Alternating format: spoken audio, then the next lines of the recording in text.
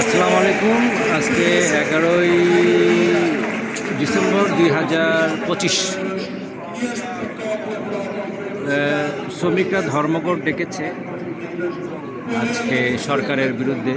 সরকারের কাছে দাবি যে বেতন বাড়াতে হবে, যে বেতন দিচ্ছে সেই বেতনে তারা মানে প্রতি বছরই সরকার বেতন বাড়ায়, তারপরেও একটা আন্দোলন করে। এটা জাস্ট একটা মানে রুলস অনুযায়ী বেতন তো প্রতি বছরই বাড়ে।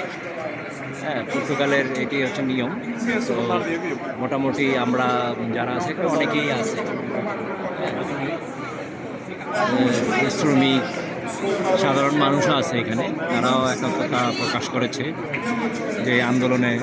এটা মূলত হচ্ছে যত আন্দোলন হয় এই আলিয়াদোস এইখানেই, এবং ওই সামনে সিটি কর্পোরেশনের সামনে যেখানে আপনি বড় ঘড়িটা দেখতে পাচ্ছেন সেখানে সামনে।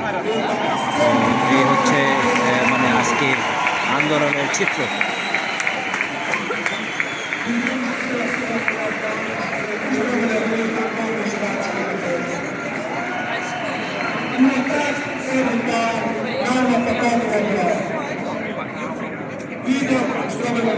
এখানে একটা দোতলা বাসের উপরে এই মঞ্চটা বানিয়েছে।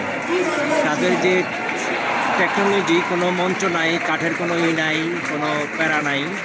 একটা দোতলা ডাবল টাকারের উপরে হাতে গোনা আপনার 1 2 3 4 5 10 জন, এখানে 10 জন মাত্র এই বাসের উপরে। তো এটা দেখানোর কারণ হচ্ছে যে আমরা যখন মঞ্চ তৈরি করি তখন আশেপাশের যারা বক্তব্য রাখবেন তাদের পেছনের দৃশ্য দেখলে মনে হয় যে কত ধরনের মানে লোক, আজগবি লোকও উঠে পড়ে মঞ্চে। এখানে কিন্তু তা না, ঠিক আছে? এখানে শুধু যারা বক্তব্য রাখবেন তারাই এখানে থাকবে। এটাই হচ্ছে আন্দোলনের চিত্র। তো আপনারা দেখতে পাচ্ছেন যে এখানে মোটামুটি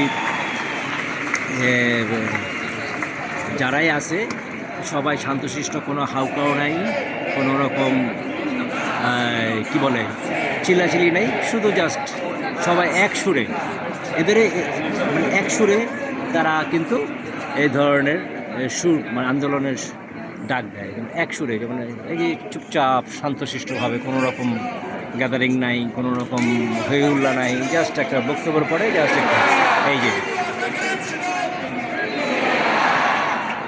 খুব শান্তশিষ্টভাবে, খুবই সুন্দর। তো ভালো থাকবেন সবাই। আমাদের আগামী 2026 সালে বেতন বাড়বে, এটাই আশা করি। আল্লাহ হাফেজ।